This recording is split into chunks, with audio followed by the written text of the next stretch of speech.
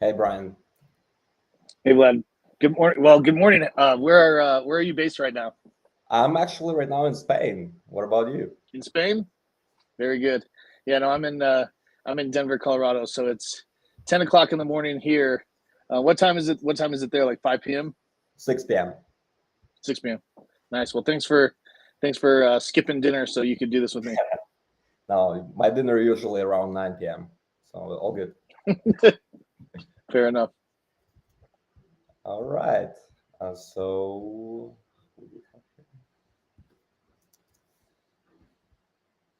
cool. So today we're going to discuss why omnichannel outreach is the future for tech sales. Excited for that, Brian.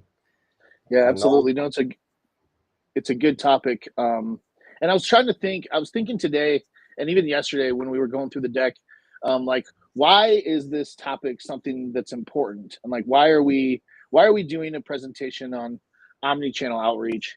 And I'm kind of curious to get your thoughts on this, but from my perspective, I think that it really has to do with how the prospecting landscape is always changing. Like when it comes to the way that you go out and get customers, like, yeah, there are some things that are relatively constant. Like we know that you have to go out and make contact. We know that you have to find engaged prospects that are interested. But when it comes to the channels of which you do that, there's all kinds of different ways to do that. And then also there's different regulations being put on certain channels that can make it a bit challenging where, hey, let's say we've been thriving with email outreach for the last 2 years, but now all of a sudden Google smacks us with a compliance regulation that makes reaching our prospects via email much more challenging. Now we have to figure something else out, and we're kind of scrambling to figure out how to do that. And that's kind of what I think when I think, why is this webinar important? What are your thoughts? Yeah, exactly. Like relying only on email doesn't cut it anymore. Like 5 years ago, you could send like maybe 500 emails, get 5 appointments scheduled, but that's not the case anymore. We all know that, as you mentioned, because of regulations and other factors, just market saturation, right? So we need to kind of diversify the approach, right, and add other channels to the mix as well. So yeah, I agree with what you Yeah. said. So just to give to everyone a brief introduction about me and Brian. So I'm a key account manager at Balkans. So had around 300 projects under my belt, currently managing 20 accounts, successful accounts with companies such as General Electric, Sitcom, Black Hills, and Mr. Hicks. Yep. Yeah, I gotta say, it's kind of a treat to be doing this with you because you and me are kind of like, Jordan and Pippen. Like I set them up and you knock them down, kind of thing. So, to introduce myself, guys, I'm Brian Hicks. I'm part of the growth team here at Belkins. I've been in sales for over 15 years now, with 7 of those years being in technology. Before I came to Belkins, I carried a bag as a field account executive for the F5 cybersecurity line within Cinex, which is now TD Cinex. And before that, I repped Gigamon and Riverbed on the networking side with Arrow Technologies. Um, I've consulted with over 1,000 companies on how to build effective lead gen processes and systems within the last 4 years at Belkins. Some of those names you might know: Cengage, Tech Data, General Electric, Journey DXP. Some of them you might not know. I am the humble recipient of the Bronze Stevie Award for Worldwide Sales Executive of the Year, and I believe that number is 2023. So it's a real pleasure to be doing this with Vlad. Um, to give you guys a little bit of scope, I'm on new logos, right? That's what I do. That's what I specialize in. And then Vlad is on the delivery side. So once I go out, hunt it down, kill it, drag it home, Vlad cooks it, and then we all eat it. And so he delivers on all of the promises that I make when it comes to the sales journey. So it's kind of a real treat that you've got both of us here to do this. Great, great. Yeah, that's exactly right. Couldn't find better words to say it. So, yeah, Brian, since you're on the front line with like taking all of the hits and like hunting down part, right? Please walk us through like what do you see, like what's happening, and like our expertise when it comes to the new deals, right? Absolutely. Yeah. So to paint the picture a little bit and kind of build some foundation on why Belkins and why our opinion matters on this. We've worked with out of the 1,700 clients that Belkins has worked with, 284 of them have come from the technology sector over the past 4 years. 103% average KPI, which is an average of about 29 sales demos or sales meetings booked from our team on a quarterly basis, 30% year over year revenue growth with our client base during the time that they're with us, over 18,000 total demos booked, and 2.7 million leads generated for our tech clients. To give you a little bit of scope, the reason that we feel like this is something that we can speak on is because Belkins is sending out over 1.5 million prospecting messages every single month. And over the past 4 years, we've watched the evolution of prospecting shift with those campaigns. And because we do it at such a large amount of scale, we can see the wave and the tide kind of turn. And with that, we want to come to the market and share that insight with you so you're not necessarily left behind with those trends.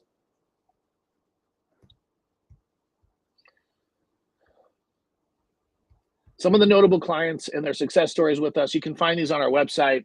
But we've worked with companies like HiBob, helped them go to market and grow, Unifocus, Paraphrase, Journey DXP, which has a really, really awesome virtual sales room solution if you have any curiosity, Deep Dive, and also Better Comp.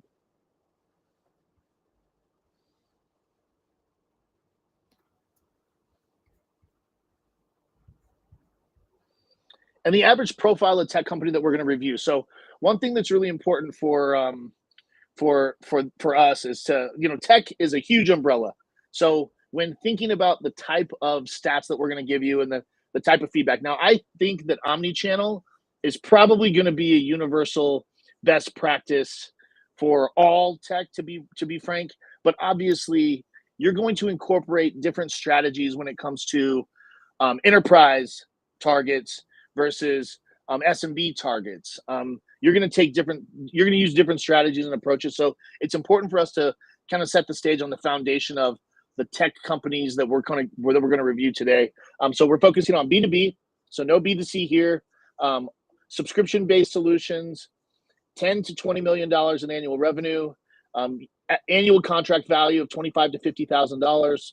Obviously, that means the subscription starts around $2,500, US based, and targeting C-level, VP level decision makers. Now, here's the thing: if you're sitting on this webinar and you go, "Oh, well, that's not us. That doesn't fit us," I think that's okay. It doesn't mean that you have to hightail it out of here.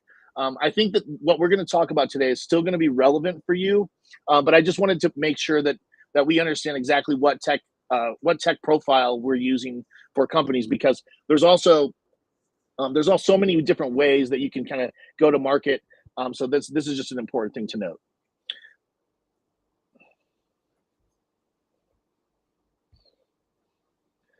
So lead generation benchmarks. Now, these are benchmarks that are set within the Belkins delivery team that we see. And these are benchmarks that you can take and you can compare and contrast to your team and their deliverables. So based on what you're seeing and the outcomes that your team is able to drive, you can kind of compare them back. Not saying that Belkins is the single source of truth, but it's always nice when we're willing, or anybody is willing, to really kind of open up their books a little bit and say, hey, this is what we're doing.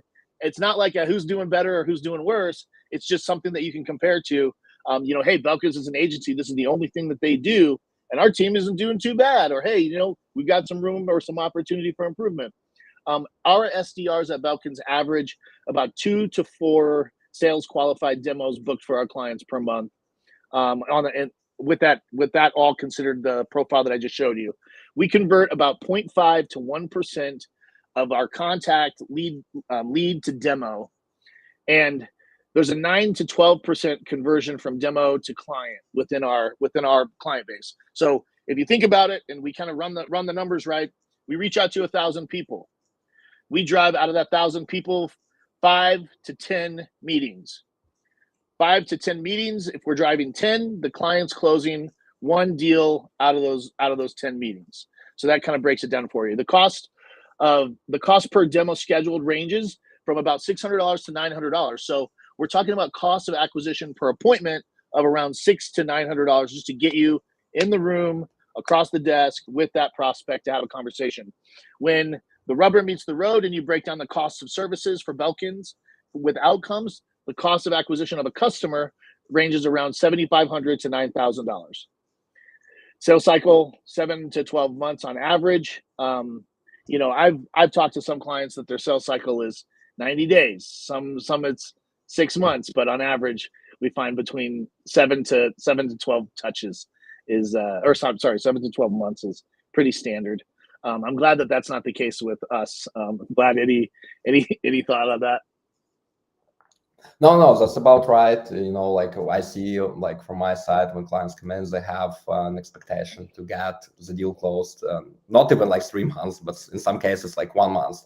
But it's not the reality nowadays. Like you need to nurture the prospect, you need to educate them. It takes a lot of steps.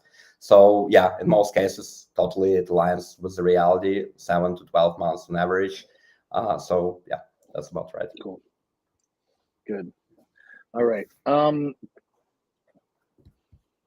So we surveyed out of those 200, and I don't know what it was, 284, whatever that number was, guys. We surveyed 100 of our clients that fit this profile, and we asked them some questions around, what challenges they're facing, like top 5 issues when trying to schedule a demo or trying to generate leads. And this is the feedback that they provided. 85 out of the 100 said that their space is overcrowded. Basically that the competitive landscape is very rich. When you think about an overcrowded space, this makes it, I think about it like it makes it hard to differentiate yourself the more competitors that you have, because there's a unique play that you want to put on your services. And so it makes it ever important to focus on what's going to separate you from the competition. That said, I don't know, in lead generation, in appointment setting services, I feel like there's 1,000 new companies popping up every month that offer services like ours. And when I say companies, I should use the air quotes. For all we know, it could be somebody that's, just sitting in their mom's basement with their buddy that created an LLC that offers similar services. But it's a super competitive landscape. And so I think for me, when I think about that, I love the idea that there are several new competitors popping up, because I feel like I'm a capitalist for sure. And I feel like when competition is rich, that it drives innovation and it keeps us all on our toes. And so, some of this is a little bit of a mindset thing, I think, but if you look at it like that, then you'll be excited when you see new competitors pop up. But I understand the challenge. Unreached growth targets. So as a salesperson, I see unreached growth targets and I think about one of two things. Well, are the growth targets right? Did you set the growth targets accurately? And what went into building out and baking out that number? And then also performance, obviously. I don't know. I don't know. Vlad, do you have any thoughts on unreached growth targets? Well, I think it aligns a bit with the expectations, right? And we all want to grow, but the reality of the market sometimes it's not like that, right? That's again why it's important to get more channels in a way to meet those targets, right? So if you're relying like on one channel and you have like growth targets like that, then probably not going to work out. So yeah, that's my 5 cents. That's fair. I appreciate that. Low pipeline conversions. That's just a pretty straightforward thing. Low pipeline conversions. Well, there's a couple of things that I think about when I think about low pipeline conversions. First thing is make sure that your pipeline is extremely clean. Low pipeline conversion could mean that you have a really, really convoluted, clogged pipeline of opportunities that aren't real opportunities because it's not being maintained. For me, I'm trying to think of the politically correct thing. I'm a very religious pipeline facility cleaner. I'm always in there kicking out, looking for any reason I can to get a deal out of my pipeline that's not going to convert, and making sure that it's not getting in the way of me focusing on the ones that I need to prioritize. Marketing and sales misalignment. Yeah, this is a big one, right? You run two different departments. Those departments are siloed. Sometimes the marketing team doesn't know what the sales team is doing and how they're repping the product. Sometimes the sales team doesn't know what the marketing team is doing can create for some pretty big issues. A lot of time those issues are usually easily fixed just by creating a culture where marketing and sales interface and they interact with each other. Even though I know that that's a little bit ambitious, or maybe, oh, he doesn't understand, or maybe it's a little ignorant of me. But I mean, put them on the phone, guys. Like put them in the same room, have them talk to each other. Budget constraints while campaign costs are up. This is a real deal. I've been encountering this in my sales calls on a daily basis, where budgets and wallets are seemingly getting. I don't want to say they're getting tighter, but they're getting more restricted, or they're getting more. There's more eyes on where the money is going, and this is really across the board. Actually, it's probably more. I'm encountering this more when I talk to enterprise companies. Believe it or not. So when when it comes to an enterprise company that I'm speaking with, 1,000 employees or more, $1 billion in annual revenue or higher, I actually run into more steps in the negotiation process when it comes to money with them than I am when it comes to working with small to medium sized businesses. That's just something that I've noticed. I don't know if you guys can concur, or if you've seen the same things. Vlad, what's your take there? I know that you also have in your clientele, you have some small to medium sized company. You also have some enterprise sized companies. What has been your take when it comes to like upselling, adding more services? Yeah, so I would say, yeah, I would agree with you. So, right, as SMBs tend to be more kind of taking all in, right, on all of the approaches and going further. So, yeah, I would say I would definitely agree with that. When it comes to corporates, there's different pieces, right? Usually they come with one specific plan for us, right, and for what they want. And it's sometimes it's hard to go beyond that, right? So usually, yeah, SMBs, they're more flexible, right? The decision-making process is more flexible, and yeah, there is more room to add extra, like, additional channels, right, or anything that could fit in their strategy. Love that. Thanks for that.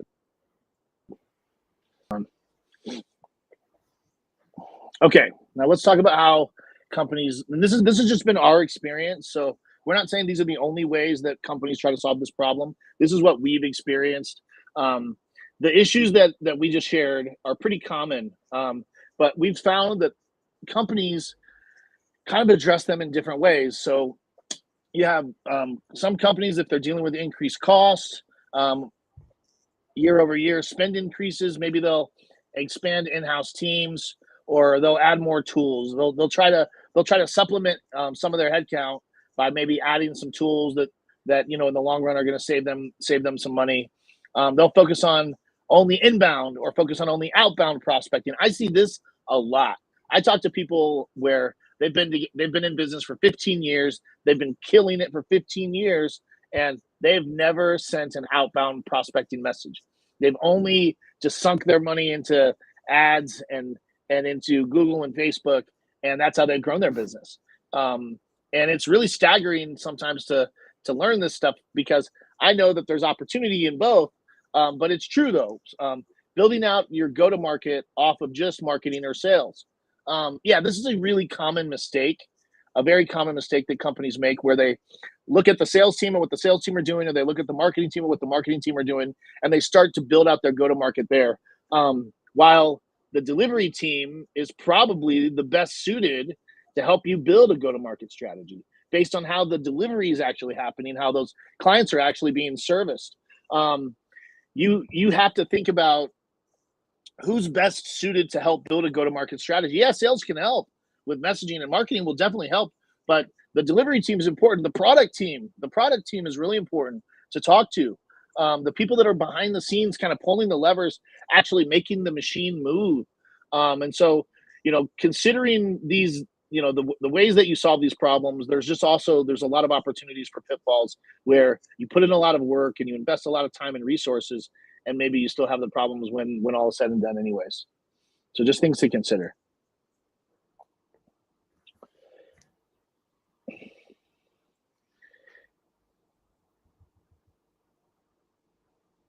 And here is our fragmented customer journey. So we spent some time on this and kind of talking about the pitfalls that companies make, and that's usually pulling it's tough to even say it because I know it's a lot and it's a big responsibility. But the reality is that we have to be everywhere that our customers are.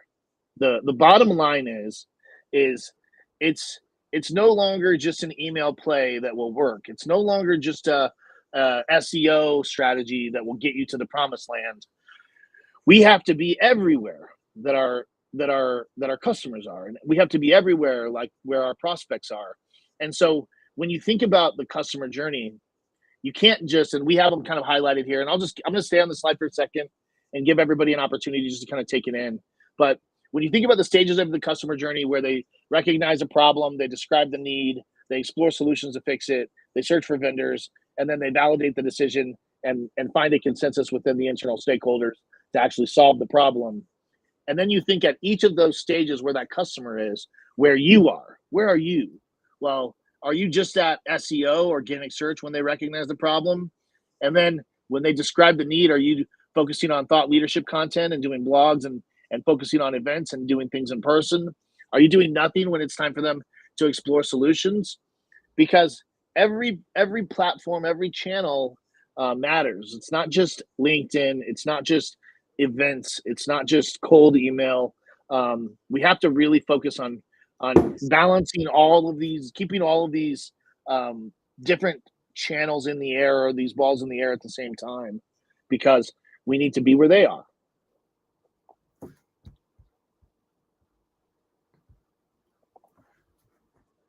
All right, I'm going to take the Yeah, time to turn it over to Vlad. Vlad, what's the alternative? Tell us. What do we do?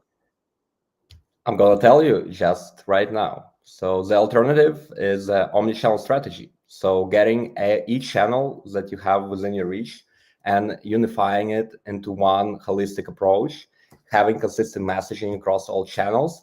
So not just using each channel separately, right? Not doing like cold emailing one thing, then doing ads completely different thing, then probably like doing LinkedIn outreach was another thing. So you need to build full strategies that's interconnected between all channels, consistent messaging across all of them, and it's like going around the same like buying personas that you have.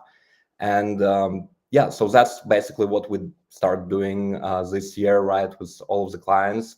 And we already seen, based on that approach, we've seen 15 to 20% higher conversions. We've seen 20% lower customer acquisition cost, right? 15% higher average contract value. And as a result of that, 50% more revenue growth.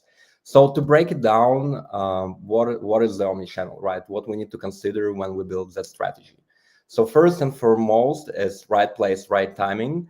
So we need to look at the buying persona, right? Like at the industry. What channels they're using, where they're most active on, right? What channels they're most receptive to, and based on that, you need to make your choice, right? Make a pick of those channels, even if it means to leave out one or two channels because you know they might be not that effective. But it's very important to like kind of evaluate that, right? And make your pick. Consistent messaging. So we need to make it consistent, right? So we need to, so whenever a prospect receives a message, either coming from LinkedIn or paid ad or cold email, he can already relay that message to your brand, right? To your company, to your value proposition. Then when we talk about like founding like results, right? We need to think about lower funnel results, right? So like page views, so like clicks, while they can give you some insights, but we need to orient like ourselves towards like conversions. How many replies we're getting? How many of those replies are positive ones, right? So we need to track that and make sure we're getting that within our strategy. Integrated buyer journey, right? So not only our messaging needs to be consistent, but we also need to, all of the channels that we're using, we need to interconnect them, right, into logical sequence. So every channel, there is a step right after each channel. So for instance, like we're doing a paid ads, right? Paid ad, prospect engaged with educational content, an email would go out, right? That would talk about that content. Then probably you will connect, next step, you would connect on LinkedIn with them, or vice versa. But so you need to consider those things. And data-driven personalization, obviously, the more data you can get on your prospect, on the industry that you can use in your outreach, would be beneficial and is a must, because everyone loves personalization, right? When you know their industry, you know who they are and their role, their functions, their needs, their pain points. So that's another important step. And that so like with when we talk about omnichannel, how we do it, right? So we take care of heavy lifting, so setting up infrastructure, creating like sequences, right? All of the things that needs to be considered and to be set up right within the best practices. We cover that. Then there are things that we do together with you, right? So we sit down to create a strategy based on what you have on your side, right? So digital presence, case studies, what content do you have, what events do you attend, right? Based on that, we coincide together, sit down, create GTM strategy. We work on ICPs, right? We develop the buyer persona, and then we take all of those learnings and apply it within our capabilities. And that's how we can actually build the unified customer journey, right? So the latest slide you, Brian, shared, there were been missing pieces, right, of those. So that gets covered with us, right? So like LinkedIn outreach, cold emails, paid ads, cold calling, right? All of those gaps that usually we see clients are lacking of, right? We cover them within this strategy. So usually, like after 1 year, so we have on average 18,000 contacts built within the ICP. 9,000 of those contacts are engaged MQLs, so they're fully aware of what your company is, what's your value prop. They know who we are, right? And usually from those 9,000, we get on average 100 appointments scheduled with decision makers, right? And then on your side, usually, on average, if you have strong sales process, it's like 10 to 30 new clients that you receive from those 100 appointments. And just some metrics, some numbers. So what we found, like single channel versus omni-channel, we found that there's like higher number of appointments per month. Conversions go higher as a result, and as a result, cost per demo and customer acquisition cost goes down, and sales cycle shortens as well.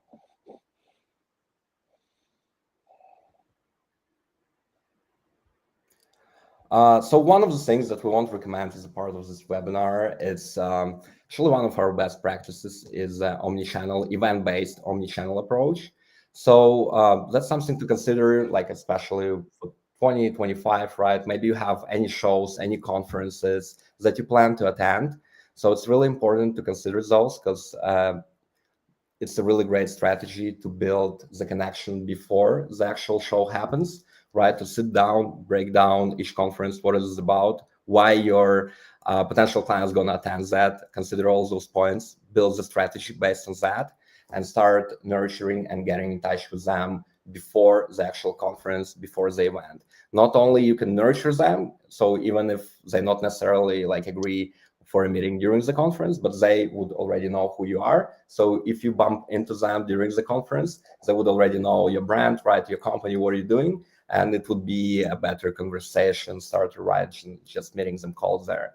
So we take care of that again, like all of the strategies, all of the messaging before we start, usually 2 months ahead, just to have that like nurturing period and to be able to schedule meetings with them beforehand during the conference.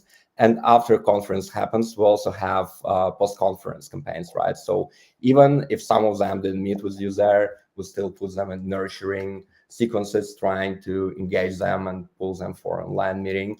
And to give one example just of this campaign, this one of our clients, General Electric Healthcare. So what we did for them, basically, they attend 4 conferences each year, and each conference has different sort of topics, right? And also there's different buying personas that attend this conference. So there's guys from cardiology, there are guys from IT. So we consider all of the stuff while building our strategy and sequence. So we break it down by personas, what's going to be relevant, what line of product is going to be more relevant to them. and we've been able to deliver it like that. 135 in-person meetings for GE there at the conferences, and so it's like around average 30 meetings per conference. And Brian, I know you are the hunter here. So what was there, like what was GE Healthcare pain point, right? And why how it all started, right? Like with them. Yeah, I know you. yeah, good questions. So with this deal, I remember specifically it was for the IT imaging division of GE Healthcare, and the when I was talking to my point of contact, she just expressed to me that this was basically a niche division within the company that doesn't have quite as much marketing support. They don't have quite as much budget support to build out internal headcount, and so what she needed was they were going to a conference. I forget the name of it, but they had a conference that was upcoming and it was coming in pretty quickly. And she needed to get opportunities at this conference. They needed to get in front of people, but they didn't have the internal resources or the bandwidth with the team to do the work and do all the pounding of the pavement to try to line up meetings before they actually got there. Um, so that was really the common problem and pain point. Now, what was crazy about this one specifically is like it it took forever to get approval from internal stakeholders for them to get this deal done. And it just so happened to be when I was on vacation, she got the approval, and then she also got a deadline of if you don't sign the deal in like 2 days, with this budget goes away. And so there's this fire alarm. All I can remember is this fire alarm sounding where nobody wanted to touch it because I had basically taken it all the way to that spot, and they're trying to get a hold of me. And I finally got the message, and we were able to get the deal done. And the shining star of this deal is really what you did with the limited amount of time that you had. I think that when I closed this deal, I told them that we would set an expectation of around, I think it was like 30 in-person appointments, and we only had 90 days to do it. So we had 90 days, and I told them that we would probably set a goal of like 30 meetings.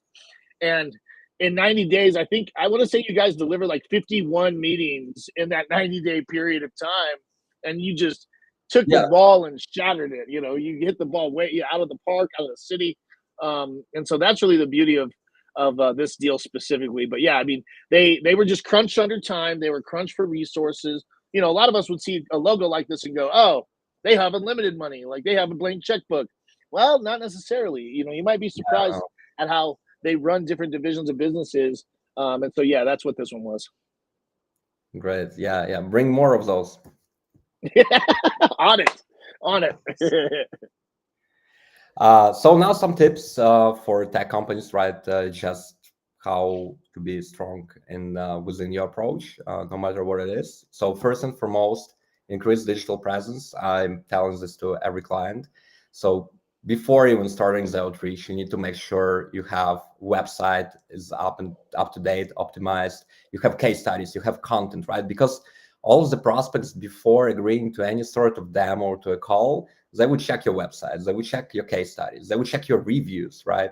So make sure you have that up to date, and that's really important step before even starting the outreach. Pick the right channel mix. We already discussed that. That's really important to pick the right channels for based on industry, on job function, right? And also put like have the messaging consistent, right? Because that's what differentiates omnichannel and multi-channel. Multi-channel, you're just doing different channels, different things. Omnichannel is all interconnected into one single unit. Make relevant offerings. So look at your current clients, where you have the most like successful stories, right? What's working the best in terms of service delivery or product delivery. Analyze those, and based on that, create your go-to-market strategy, adjust your ICP.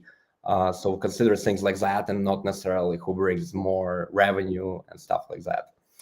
Tech side is very important, right? So you need to make sure if you're doing especially cold emailing, you need to make sure you have all the settings in place. You need to make sure you're not in spam, you're monitoring your domain house.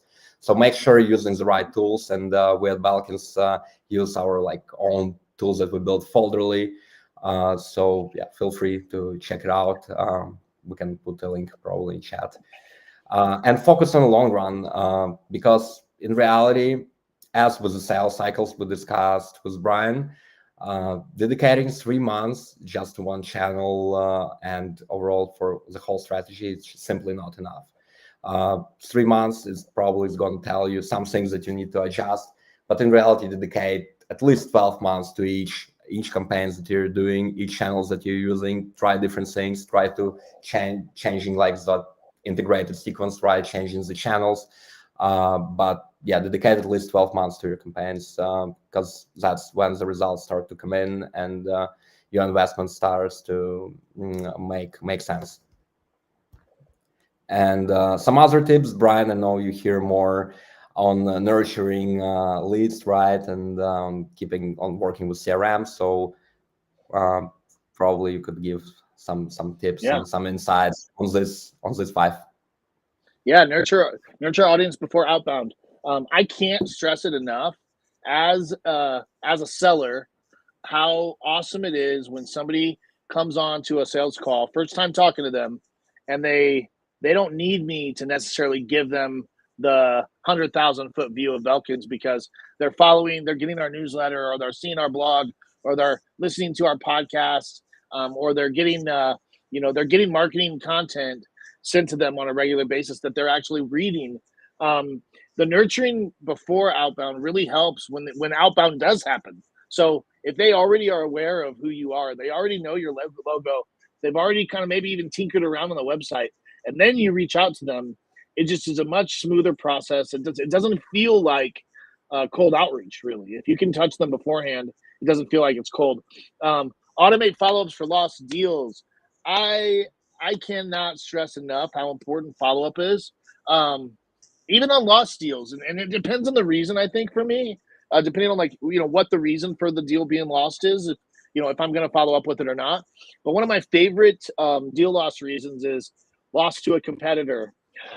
I know. Listen, even I lose deals sometimes, and it sucks. But the best ones are when you lose them to a competitor, at least in my space. Because, did I say MySpace? I meant our space. MySpace is a thing of the past. No, don't let me get off track, guys. No, when I lose a deal to a competitor, I have a good feeling that in about 2 or 3 months, I can ping them again because there's a high likelihood, because of what I talked about earlier, that competitor has made them promises that they're not delivering on. In this case, if you are in a similar situation with your competitive landscape, tell them, hey, listen, I appreciate the information. I hope that everything goes well. I wish you the best with your new partner. But if it's okay with you, I'm going to ping you in about 2 or 3 months. Just circle back and see how things are going. Is that all right? I've never been told no. Every single time, they're always, yes, absolutely, check back in. And there's 75-25. 75% of the time, I was right. They're not happy. 25% of the time, hey, they're happy and things are going well, and that's great. And if they are going well, great. So follow up on lost deals is really good, and you can set it and forget it. You can literally build a sequence. You can build a template, a follow up template. When you tell them you're going to follow up in 2 months, you can go in, build the message, put the template in, schedule the delivery for 2 months down the road, and then just forget it. It's so easy to do. And you can set a reminder for yourself and then do it 2 months later, but you can just do it right now and just schedule the delivery for 2 months down the road. And now you know it's going to be done. Review, and you can enter them into a sequence too if you wanted to, but that's to your discretion. Review buyer persona yearly. This is really important, especially for newer products that you might be taking to market, companies that are kind of maybe new to market. But reviewing your buyer persona is really important. Why? Because your buyer persona might shift. It might shift because you might find that you had this idea of who would love your product right out of the gate. And you knew why you were designing your product, and your product is for this person. But you might find that once this person buys your product, that actually this person within the organization is the one that really gets the best out of it because it serves them and their responsibilities. So it's really important to review your buyer persona and make sure that you understand not about who do we make the product for, but who's getting the best from the product. It'll tell you who to target. It'll tell you who to reach out to. Create a customer journey. This is extremely important. You guys all probably know this. Map the customer journey from first touch to contract signed. You know, if you haven't done this, you probably want to spend some time mapping out what that customer journey should be. It's important for your sales process. If you don't have a sales journey that is thoughtful and thoughtfully designed, you're going to do all this work that we're talking about, and you're going to drive appointments, and you're not going to close shit. Pardon my French. And that's not what I want. I don't want that for you. I don't want that for anybody. I want you to do this work and then also reap the benefits of tilling the soil, of watering the seeds, of making sure that everything is proper. And the only way to do that is to make sure that you've built out a customer journey that is meaningful, that is thoughtful, and that is logical. That after this step, the logical next step is this one. And you should have it all mapped out. You should have it should be clockwork, like the back of your hand, and you can set the expectations with your prospect as you're taking them through each step, and it'll feel right to them. They'll be like, yeah, okay, yeah, that sounds good. Okay, yeah, that feels good to me. Okay, great. Keep your CRM up to date. I talked about it a little bit earlier.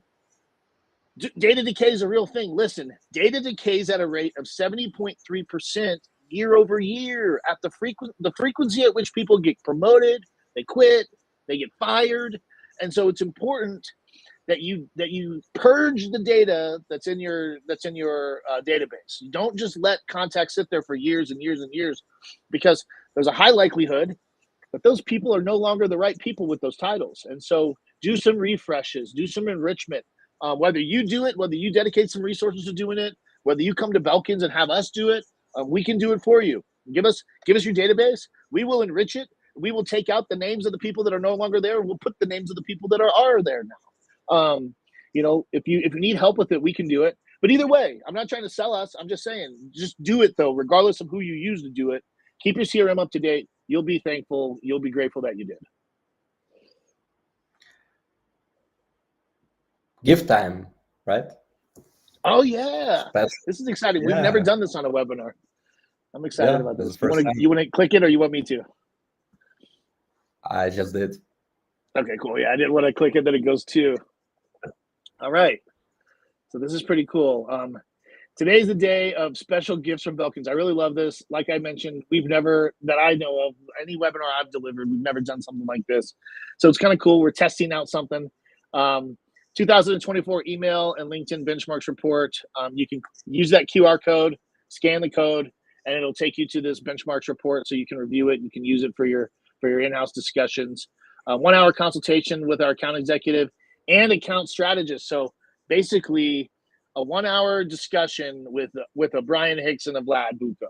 So you scan that QR code, it'll take you there, you fill out the form, and it'll literally put you into our queue to put you with one of our sales executives and one of our account managers to consult with you. You want to do the next two, Vlad? Yeah, the next 10 free email sequence templates. So yeah, we have a sophisticated content writing department. So yeah, feel free to scan that right now and get the email templates that convert. And another like really special offer, we actually never done that before. Special 15% off on your 12 months contract with Belkins. Wow, that's exciting for our new tech partners. So please use that, and yeah, we can do the omnichannel strategy for your team today. So feel free to scan that now. It's so awesome. And the other one is like a little bonus there, plus tailored estimates for new pipelines. That we can do as well for you. Very cool.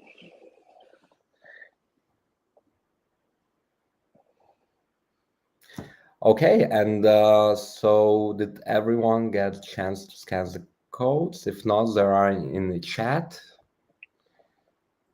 And we can move to Q&A. Oh, strategic next steps. So Brian, that's your calendar here, actually. Oh yeah. Book a call, pick a time, and let's connect. If anybody on the call is interested in going through my sales journey and hearing about not just to go through it though. We're obviously, I'm not here just to show you how it goes, but is interested in looking at Belkins services, wants to learn more about what Belkins does and how we could possibly do it for you. Listen, no pressure. I am happy that you just came and observed the webinar, but if you want to take it a step further, there's an option for you too. Please book a call, and I will be happy to walk you through what this might look like, what omnichannel might look like for you with Belkins as a partner. It would be my pleasure. And I believe we have questions time here. So I know we had some questions in the chat here. So we can start with Pritam. And yeah, feel free everyone to put your questions right now. So Pritam asked, of course, omnichannel for best for B2B, but email is invented on 1971, still called email are the best way to outreach and generate leads. Yeah, I mean, that still remains the core channels, right? The core channel, but it's not enough. The idea, it's like relying only on cold emailing, Pritam, is not enough nowadays. You need to build on top of that. So you need to have that educational step, nurturing step with paid ads. You need to add LinkedIn, right? You need to get your brand out there. Simply sending, maybe in 1971, I assume just sending one email was enough, right, Brian? Probably to get the deal closed right away. So like, oh, that's an email. Wow, we received. Cool. Yeah, sign the deal. But yeah, not enough in 2024 and as we go in 2025. Brian, do you want to take another? Yeah, it looks like what about B2B markets means that the number of customers are very low. I think if I understand this question right, and if I don't understand it right, please feel free to clarify the question in the chat, and I'll rerun it. Yeah, the thing is like depending on your target market, you can have a very niche target, and the total addressable market is very low. It's it's like the story. I don't know if you guys all heard the story of the guy selling trombone oil. Like he built the world's best trombone oil, and he was like so excited and so proud of it, and so ready to like take this trombone oil and take the world by storm, until he learns that there's only a handful of trombone players, and those are the people that need the trombone oil. And so once you exhaust the market is exhausted. There's nothing else you can do. If you have an ICP and you have a very limited TAM, there's not a whole lot you can do with a very limited TAM. Expand your product offering, find a way for it to not just be trombone oil, but maybe like in this case, create like a hinge oil, like a WD-40 oil. Like you got to figure out a way to pivot a little bit to make your market a little bit, or to make your product a little bit more marketable. But if your market is limited, then your market is limited. If it's when it comes to B2B, there are a lot of ways that we can expand markets when it comes to building out an ICP. We can look at expanding revenue thresholds, floor and ceiling. We can look at expanding geography. We can look at maybe doing adjacent industries. I'll tell you, it's a really eye-opening thing to build out your ICP with one of the Belkin sales executives, because it really is like painting a picture. They'll introduce thoughts and concepts that you probably haven't even thought of, but it could work. And so, maybe even just sitting down and getting an ICP template and going through it, asking yourself the questions and thinking out loud and just being very open-minded about who could be an ideal prospect will be really helpful for you when it comes to understanding your market, and if you have a very limited number of customers. We do, to that question, we do B2B. That's what Belkins does. We don't do anything B2C. Everything we do is focused on business to business.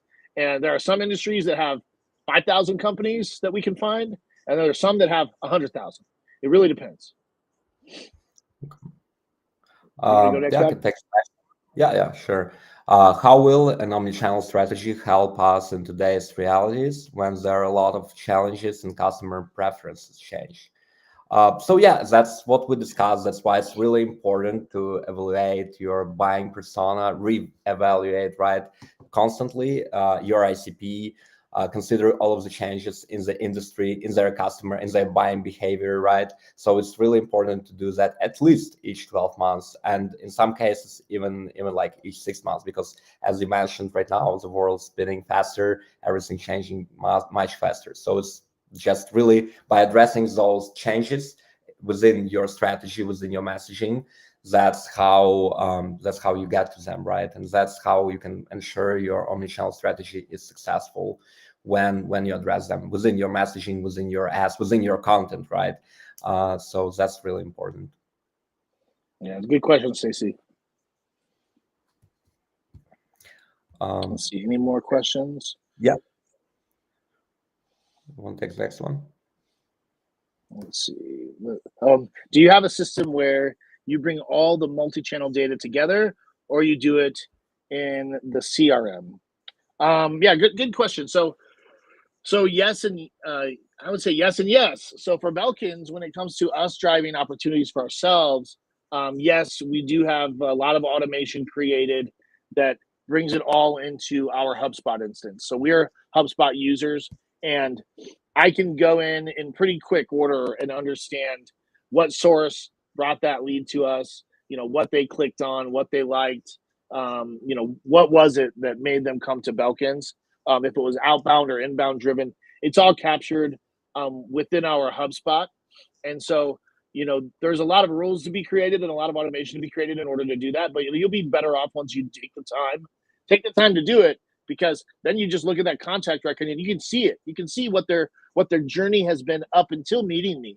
And so I can gain some good insight before even talking to them to see, like, oh, they found us through a LinkedIn ad, or oh, they found us through a Clutch ad, or they found us through they went to our website and booked a meeting.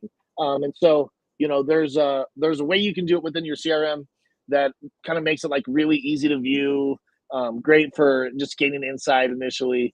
Um, yeah, that's what I would say. Thanks for the question. Always Jolly. I love your name. Always Jolly.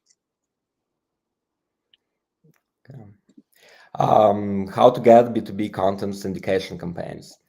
Actually, yeah, we do work on SEO, and we have partners to reshare the content on their resources, right? So that's the question, I believe, was from Vasim, who already booked the call. So please, yeah, talk to the team. We definitely can do that and can help you and guide you through that. So feel free to get with the team on that. But we have partners for that, so it will be all handled. Yeah, thanks, Wasim. Appreciate the question. Let's see. How does omni-channel approach help maintain customer loyalty and drive repeat sales after the initial purchase? So even though it's my turn, I think we would all be better off if Vlad takes this question, because it's more his wheelhouse in terms of upselling, selling after they've been won. So Vlad, maybe you want to take that. How does omni-channel approach help maintain customer loyalty and drive repeat sales after the initial purchase? Yeah, so again, that's going back to refining the strategy, right? To keep evolving the campaign. So omnichannel, obviously, there is more values than just single email. So if we're doing like paid ads, there is also another part of value, for instance, site visits, right? Where it's not the focus, but still some clients see value in that, right? Not only in the appointments, but they like to have the brand awareness piece, right? Where the brand is recognized, right? When they see that. So that's like, and we had many cases like that, even like clients stick around just because of that. They like some clients also like to be out there, right? Like the likes, all of the comments, right? All of the attention. So there is different aspects of value there, how you can work and retain the customers, right? With that, and it's about all giving value, right? So constantly adjusting your channels, re-evaluating the strategy, see what's more important for your client, and build up on top of that. Good questions. Anyone else? Thanks for all the participation, everyone. Appreciate that. It looks like that's all the questions. It's awesome to have you guys here with us on a Friday. I hope that everyone really enjoys your weekend. But I appreciate everyone for being with us. Go ahead, Vlad. No, yeah, I just want to thank everyone for joining today. Hopefully you found something useful, and book this session with us, me and Brian, and we'll be happy to talk more about your specific case. See ya.